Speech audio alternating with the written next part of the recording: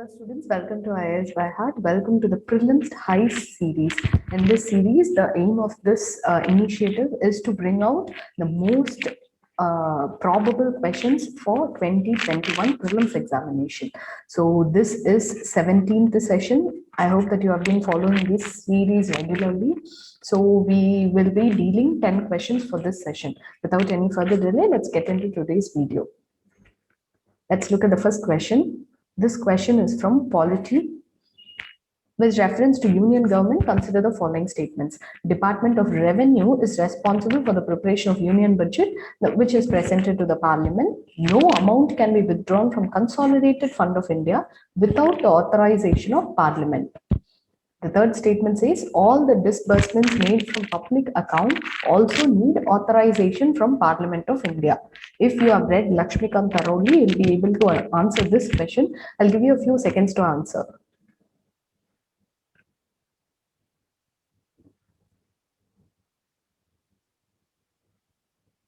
Now, let's look at the correct answer. The correct answer is 2 only. Let's look at the explanation. First, the Constitution actually establishes there are 3 types of fund. One is Consolidated Fund of India. Next one is Contingency Fund of India. As the name suggests, contingency is used only for emergency purposes. Like if there has been an unprecedented natural disaster like floods, tsunami, etc., or even COVID, that is also a contingency. And then Public Account of India, PAI.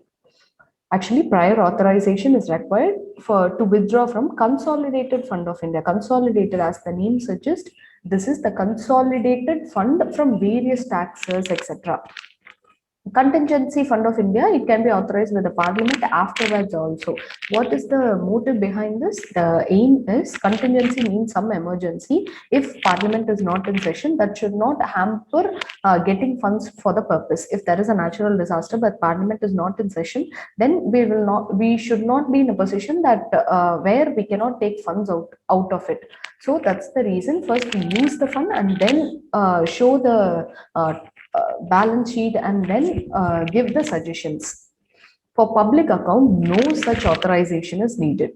So assessing the revenue from different central taxes is the primary function of Department of Revenue.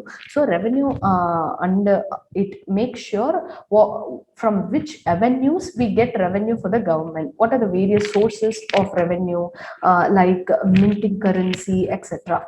So for in the question they have asked about budget. Budget is a statement of expenditure and revenue. So predominantly by expenditure in 1 year, what are the amount that will be allocated for various sectors? What are the things that the government is to spend? Therefore, the Department of Expenditure estimates for the current and the next year for various expenditure. It also assesses the resource of the public sector undertaking, that is PSUs. Budget division is part of Department of Economic Affairs. So, Department of Economic Affairs. This prepares the budget and Finance Secretary coordinates the overall budget making process. So, Department of Revenue was given in the question, that's why it was the wrong answer, whereas Department of Economic Affairs is the department that prepares the budget. Okay.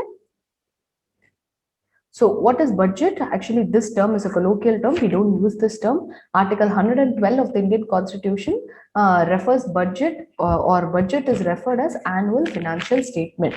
This is actually estimated receipts and expenditure. That is how much the government is getting and what the government is spending. It contains the estimates of revenue and capital receipts. If the government has some asset, if we are earning from that asset, then it comes under capital asset. Revenue is day-to-day receipts. Ways and means to raise the revenue, estimates of expenditure, details of the actual receipts and actual expenditure. How much we thought it would take and how much we actually spent or how much we actually gained from it. And what are the reasons for any deficit, revenue deficit, primary deficit, or any deficit? What is the reason of it? If there is any surplus, trade surplus, or anything, what is the reason for it? Economic and financial policy of the coming year, that is the proposed year. What are the taxation proposals that we are going to do? What are the prospects of revenue, spending program, introduction of new schemes or projects, etc. Actually, the budget goes through 6 stages.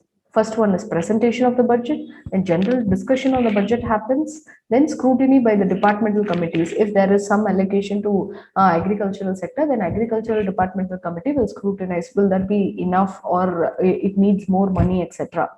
Then voting on the budget happens, demands for grants. Grants mean giving money. The government has demanded the grants, so this much grants, so shall we give it or not? Voting happens. And then appropriation bill is passed, then passing of the finance bill.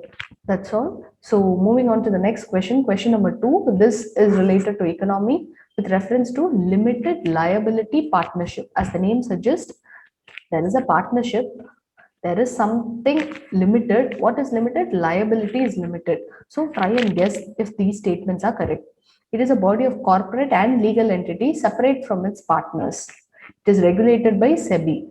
Which of the following statements are correct? You can decode this by decoding the meaning of this. There is some partnership. Usually if there are partnership, they'll have many liabilities. Limited liability partnership meaning there is some breathing space or some room for the partners. So I'll give you a few seconds to guess the answer.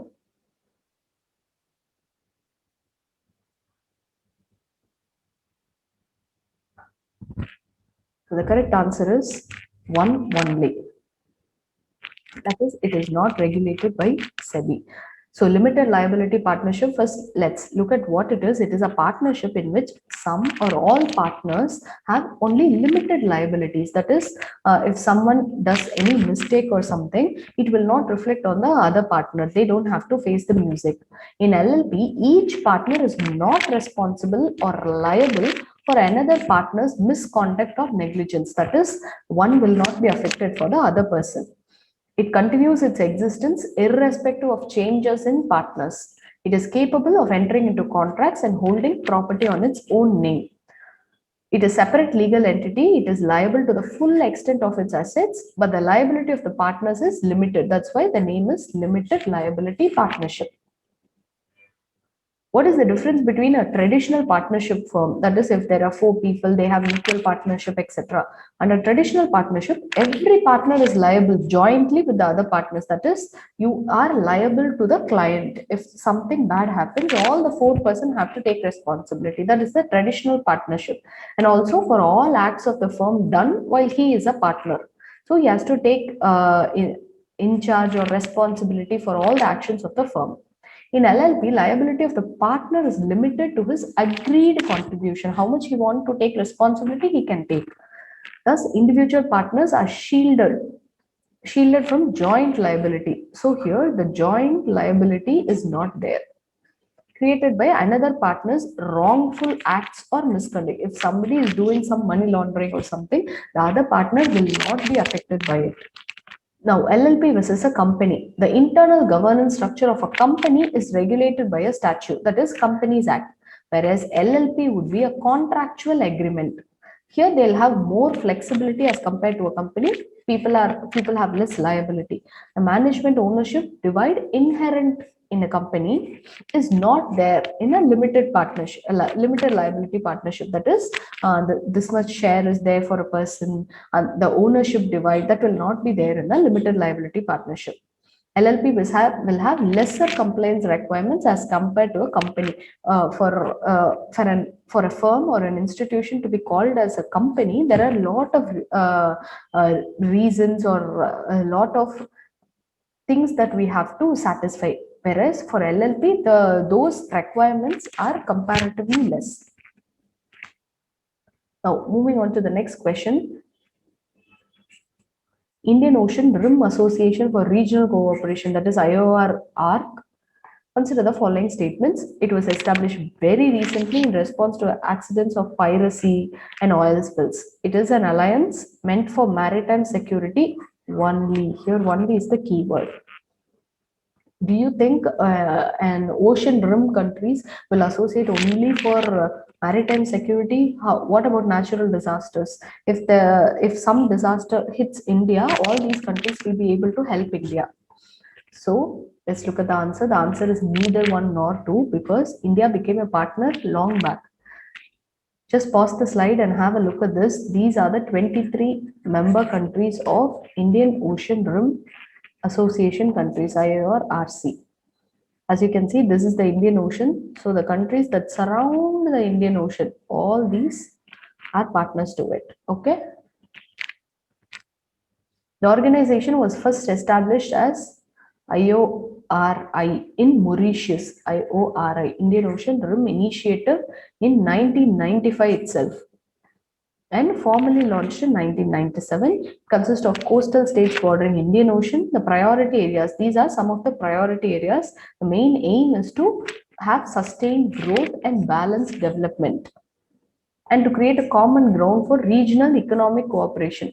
6 priority areas are maritime security, trade and investment, fisheries management, disaster risk management, academic, science and technology, tourism and cultural exchange, and also gender improvement. You can find more about this from their own website. So these are the 6 areas of cooperation. Let's move on to the next question. The 4th question, reports and indices. Consider the following regarding ease of living index and the municipal performance index, MPI. It seeks to examine local government practices in municipalities across areas of service like finance, policy, technology, governance, how this is happening. The 5 verticals under MPI are service, finance, polity, technology, and governance. Which of the following statements are correct? Guess the answer.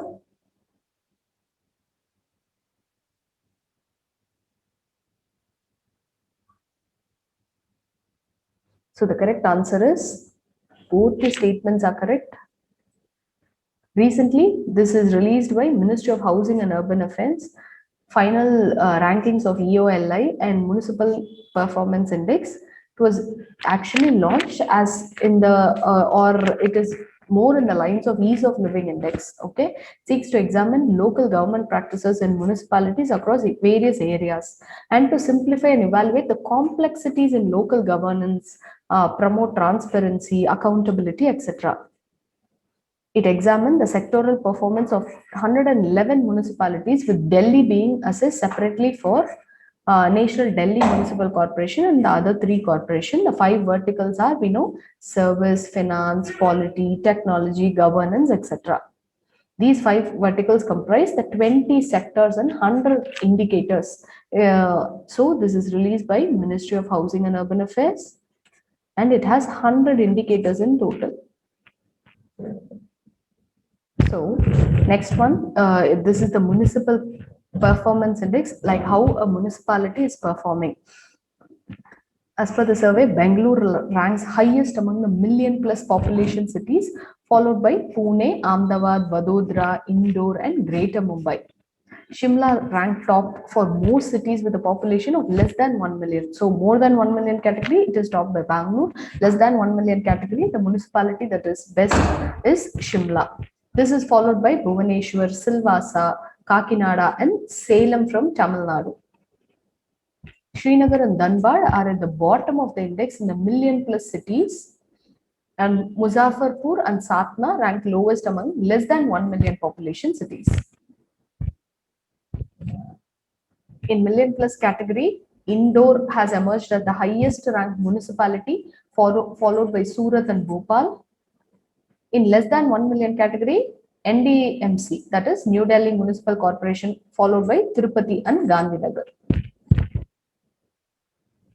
So what is ease of living index? What is this index actually about? It is an assessment tool that evaluates the quality of life and the impact of various initiatives for urban development. Okay, so it provides a comprehensive understanding based on various factors like how the quality of life is in the city, what is the economic ability of the city, sustainability, resilience, etc. It aims to enable cities to systematically assess themselves against global and national benchmarks and encourage them to shift towards outcome-based approach. Like if you do an initiative, what is the outcome that is happening? And from that outcome, they'll be planning more and more initiatives. It strengthens its scope by consolidating the framework with the addition of citizen perception survey. If you are living in a city, this survey aims to take your perception, how the city is and what are the avenues the cities should increase itself, or it should improve itself. What are the pending areas? If there are many potholes in the road, the citizen can say that in the survey, etc. This holds a weightage of almost 30%. So the opinion of the citizen matters. It also examines the outcomes that led to existing living conditions. If something is bad, why is it bad? If something is successful, what are the measures that was taken to make it successful? Across 13 categories: health, education, housing, shelter, buildings, energy consumption, city resilience, these account for 70% of the overall outcome. So in ease of living performance index, it was topped by Bangalore, as we see, uh, Pune, and then Ahmedabad. What are the worst performers? Amritsar, Guwahati, Bareilly, Dhanbad, and Srinagar. Just pause the video and have a look at this. India's best cities according to ease of living index. First is Bangalore, and then the top 10 ranks. Just have a look at this. Delhi is in 13th rank. In small cities, it is topped by Shimla, and then Tiruchirappalli from Tamil Nadu, Salem, Vellore from Tamil Nadu, etc. In less than a million category, top performers are Shimla, and worst performers are Aligarh, followed by Muzaffarpur. Moving on to question number 5, consider the following statements regarding Wildlife Crime Control Bureau. It is a statutory multidisciplinary body established by Government of India. It assists and advises Customs Authority in inspection of the consignments of flora and fauna. They'll be there if someone is exporting or importing, or they work with the customs authorities to make sure that endemic or exotic species or invasive species are not brought in and endemic species are not brought out. Operation Clean Art was conceived by Wildlife Crime Control Bureau. I'll give you a few seconds to guess the answer.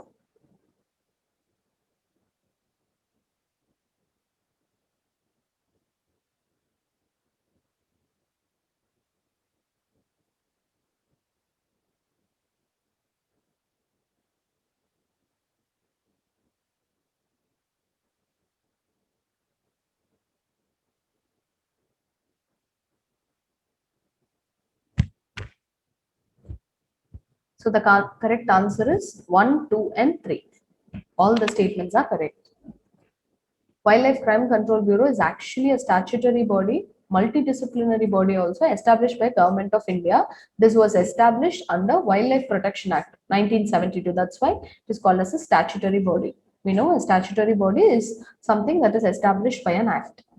The aim is to collect and collate intelligence related to organized wildlife crime activities and disseminate those information to state and other enforcement agencies to apprehend the criminals, and to establish a centralized wildlife crime data bank. People who indulge in that crime, what is the most confiscated or most smuggled product or animal, etc.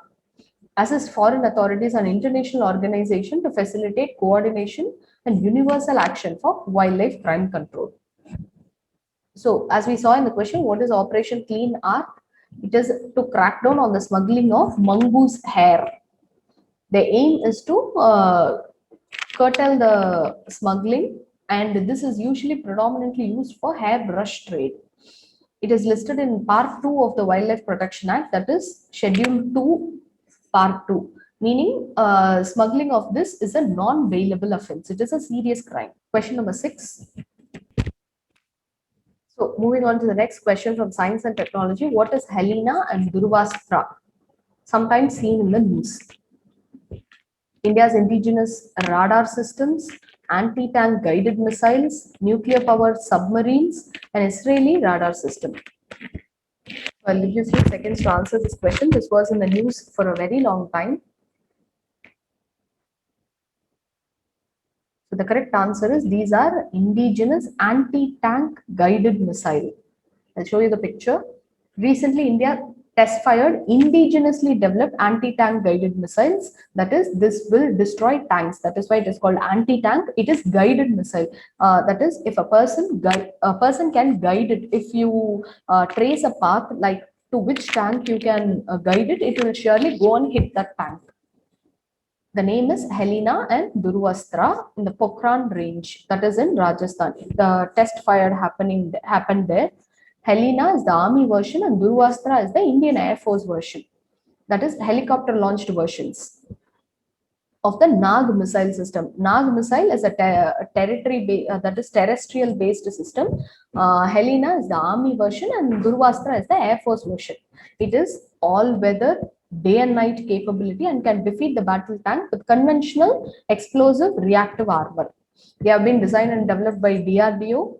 They target both direct hit mode as well as top attack mode. That is, it can go and hit it directly, or else it can attack from top, like how a star falls from the sky. It can attack it that way also. So moving on to the next question, question number 7. Consider the following statement with respect to Garima Grey. We know Swadhar Grey. This is Garima Grey. The purpose of this scheme is to provide shelter facility, food, clothing, recreational facilities, skill development opportunities for transgender persons only. The scheme will rehabilitate maximum of 25 transgender persons who will be identified by the ministry. Which of the following statements are incorrect? I'll give you a few seconds to answer this question.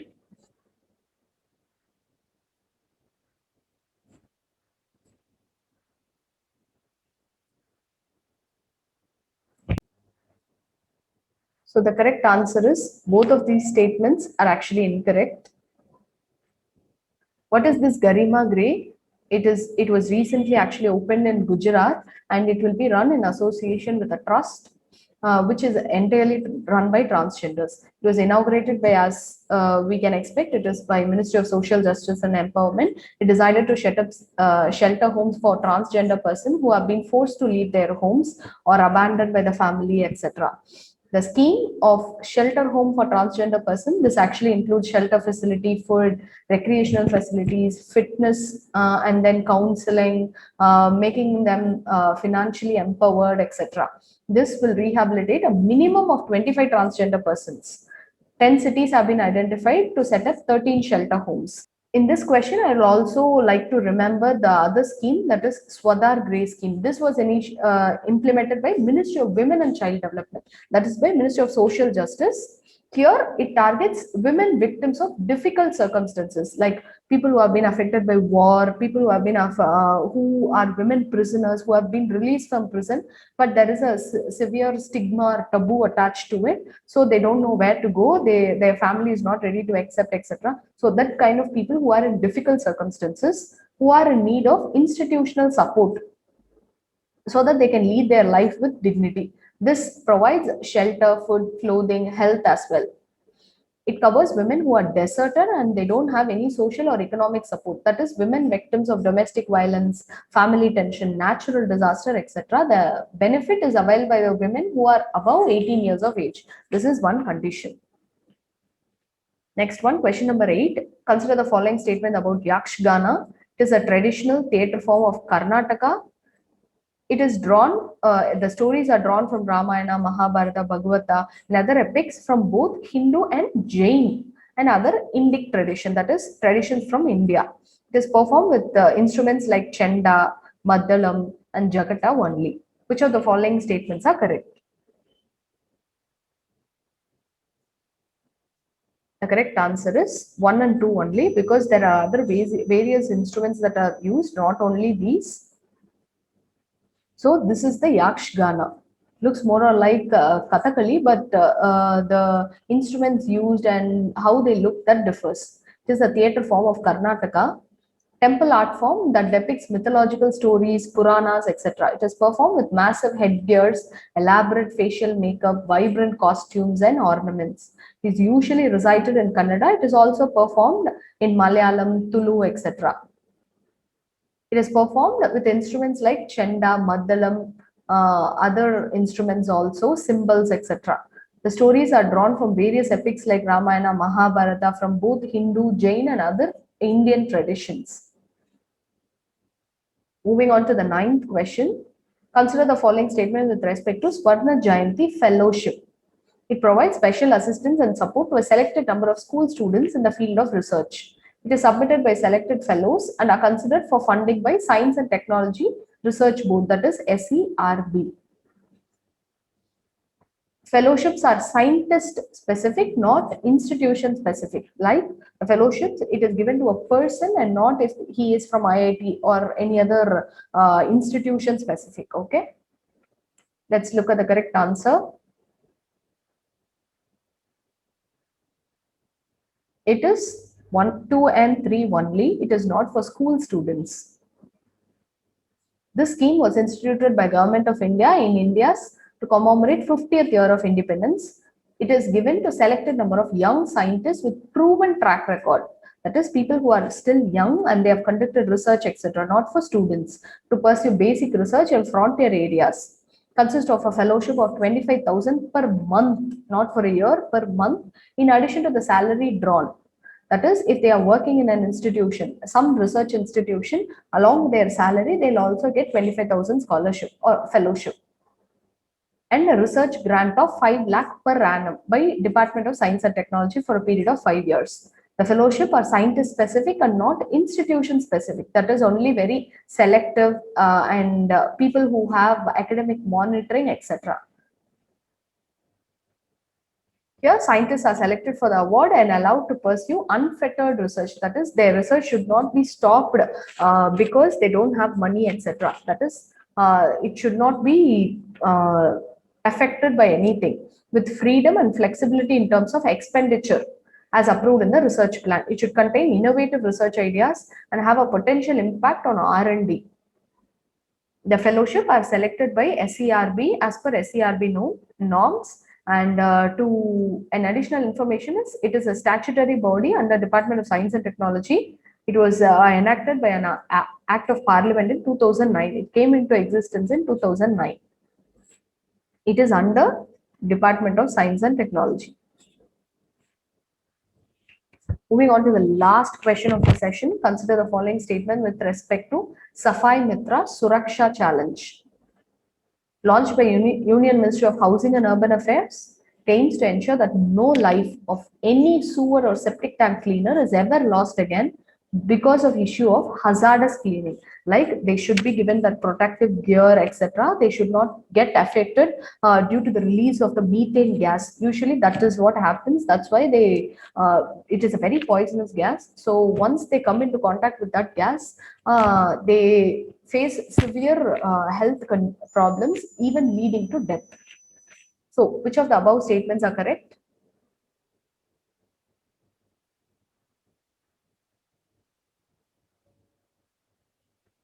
The correct answer is both the statements are correct. Here, this is the logo or the banner of that scheme, Safai Mitra Suraksha. That is, here, as you can see, they should be given the proper gear, protective instruments, etc. Ministry of Housing and Urban Affairs launched the scheme to ensure that no life of any sewer cleaner or septic tank cleaner is ever lost again due to issue of hazardous cleaning. That is, cleaning without any preventive measures. What are the major takeaways of this scheme? It was actually launched on the occasion of World Toilet Day. Hazardous cleaning to prevent death. These are preventable deaths. So we should make sure that life is not lost because of hazardous cleaning. We should promote mechanized cleaning. We have even introduced robots to clean this. Representatives from almost 243 cities across the country took pledge to mechanize all sewers by the target is 30th April 2021. The initiative is in line with Swachh Bharat Mission Urban. The actual on-ground assessment of participating cities will be conducted in 2021 May and by an independent agency. And the result will be declared in 15th August. Cities will be awarded in 3 categories with a population of more than 10 lakhs, 3 lakhs up to 10 lakhs, and up to 3 lakhs. These are the 3 categories. The total prize money is 52 crores. Prohibition of employment as manual scavengers and the Rehabilitation Act. This act was actually enacted in 2013. So this scheme is in line with this. And various judgments of Supreme Court prohibit hazardous cleaning. That is, manual entry into septic tank or sewer without protective gear.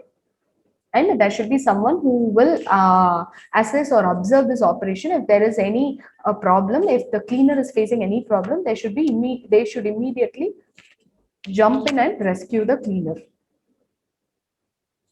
So that's all about today's session. I'll give you a quick recap of what we saw. Union government, what are the various things that is associated with the budget, what is the actual name given to it, annual financial statement, which department prepares it, etc. And then limited liability partnership, what is the difference between that and a traditional company and a traditional partnership firm. And then Indian Ocean Association, DRIM countries, ease of living index, and municipality performance index. What are the cities that topped it? What are the cities that fared poorly? Wildlife Crime Control Bureau, it comes under Wildlife Protection Act of 1972. And then Operation Clean Art for mongoose hair. Helena and Dhruvastra, the anti-tank guided missiles, the Air Force and Army versions of Nag. And then Garima Grey Scheme. And what is the other Grey Scheme? Swadhar Grey Scheme that we saw. This is by Ministry of Women and Child Development. That is by Ministry of Social Justice. Yakshgana from Karnataka. Swarna Jayanti Fellowship for young researchers and scientists. Safai Mitra Suraksha Challenge for sewage cleaners. So I hope this session was useful, and these are the top 10 questions for this session. Kindly tune in day after tomorrow for the next session. Thank you.